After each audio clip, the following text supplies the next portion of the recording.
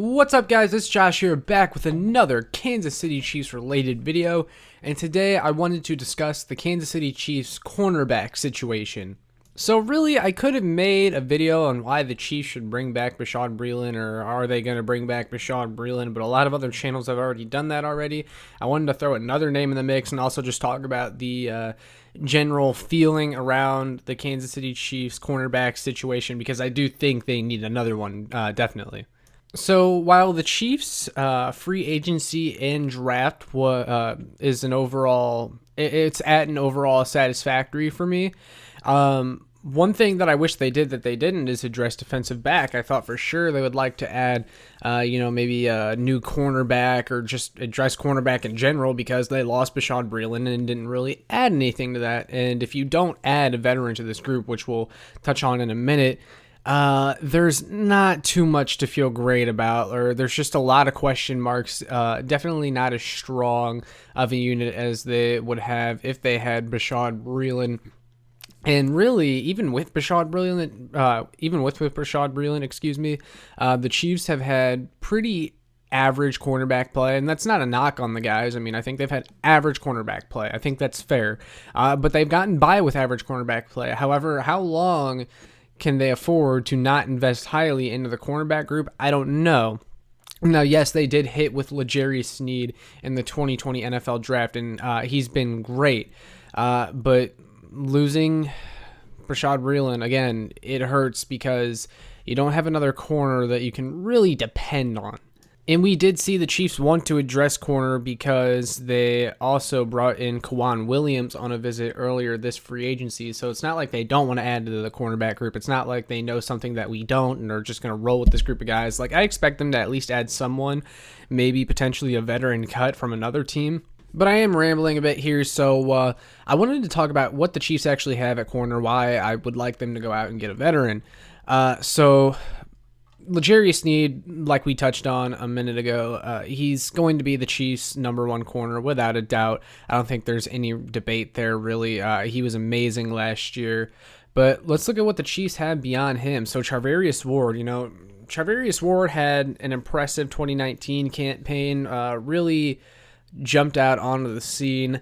I still thought he was a tad bit overrated, because after that 2019 season, a lot of people were saying, oh, this guy is going to be, our number one. He's going to be a great cornerback. Charvarius Ward is not a number one cornerback, guys.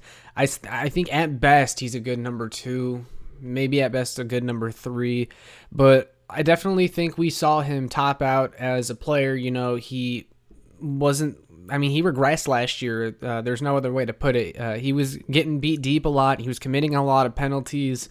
And, like I've said before in prior videos, it's important to remember that he was a UDFA after all. So, if you're getting a rotational corner out of a UDFA, that's nothing to be ashamed of. Charvarius Ward could have just reached the ceiling, which is fine because, like I said, he was a UDFA. But you just have to keep that in mind. His ceiling may have never been that high in the first place. Then you got Rashad Fenton. Rashad Fenton I really like, but he doesn't quite have the speed or athleticism or the size really to keep up, with some of the premier NFL receivers. He's purely a slot guy, really, but he's good at that. He's good in that rotational slot cornerback role, but he's not an outside corner. DeAndre Baker, he's an interesting pickup. Just don't know enough about him. Again, I think, rolling into next year with him kind of on the depth chart as your third or fourth corner, it's just, there's just not enough there for us to feel comfortable with him. And again, I loved the pickup, but we have no idea where he's at physically, and he's had a rough go of things in the NFL so far. So again, it's just, you're making a big leap of faith with DeAndre Baker there. And then there's Bo Peep Keys, but there's not too much to say about him. He was an intriguing late-round flyer pickup by Brett Veach. We'll see if he makes the jump to low-end contributor this year, but I wouldn't bank on it necessarily.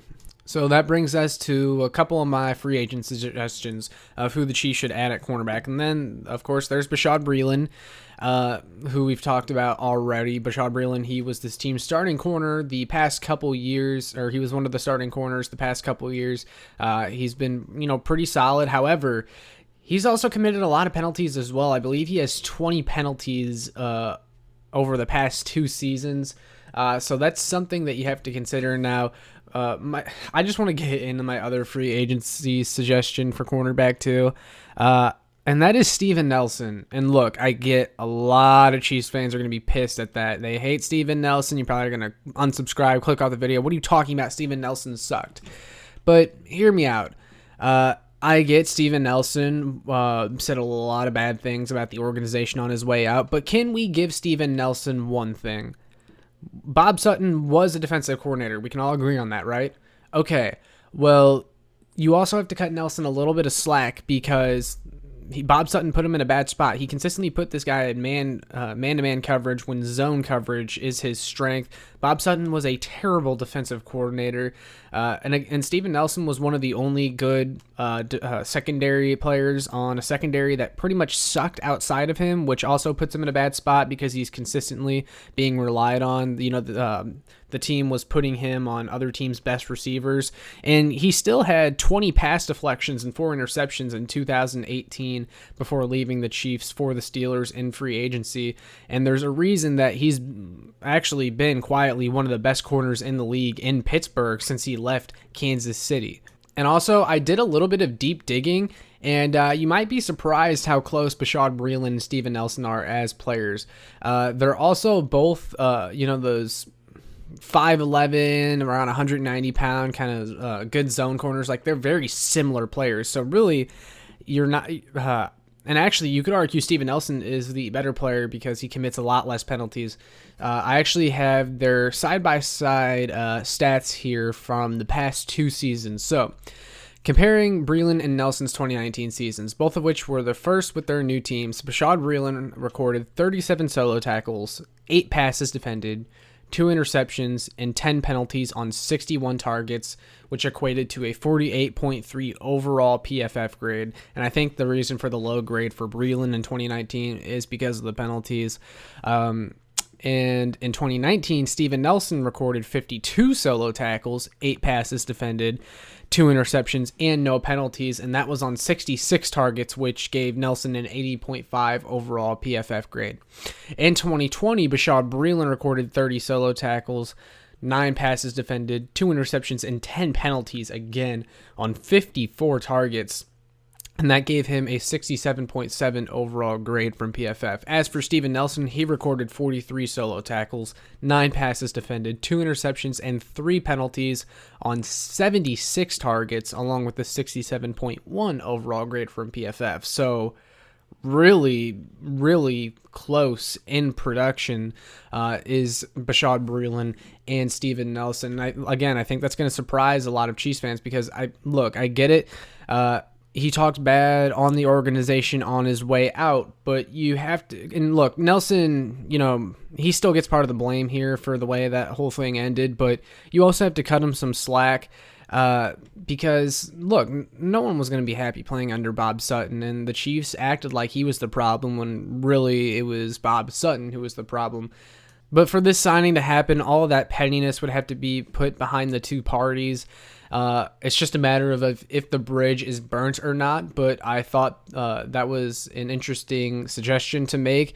If the Chiefs were to not bring back Bashaud Breeland, which is possible, but we'll have to see. I really hope the Chiefs are able to bring in a guy like Bashaud Breeland or Steven Nelson, another cornerback to really complete this room, because also another thing you have to consider is that while L'Jarius Sneed was really good last year, he also missed he didn't miss time, but he also got injured on 2 separate occasions. We had the broken collarbone earlier on. He missed a large stretch of games, and then he also had the concussion at the end of the year. He was able to absorb that one and play in the next game after that, which was the Super Bowl, I believe.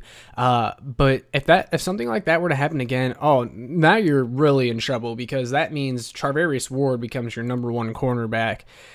That's why I want to add another cornerback. You see my problem now, because there is no Bashaud Breeland this time. I think the Chiefs are skating on thin ice if they roll into the 2021 season with this cornerback group. So I'm really hoping they make an addition. But I want to know what you guys think. Do you think the Chiefs need to make an addition to the cornerback room before the 2021 season? And if so, who would you like to see the Chiefs go after? But yeah, that's all I got for today. Make sure you like, share, subscribe so more Chiefs fans can find this. And make sure you check out my work on showmefootball.com and kckingdom.com. That's all I got for today. Peace.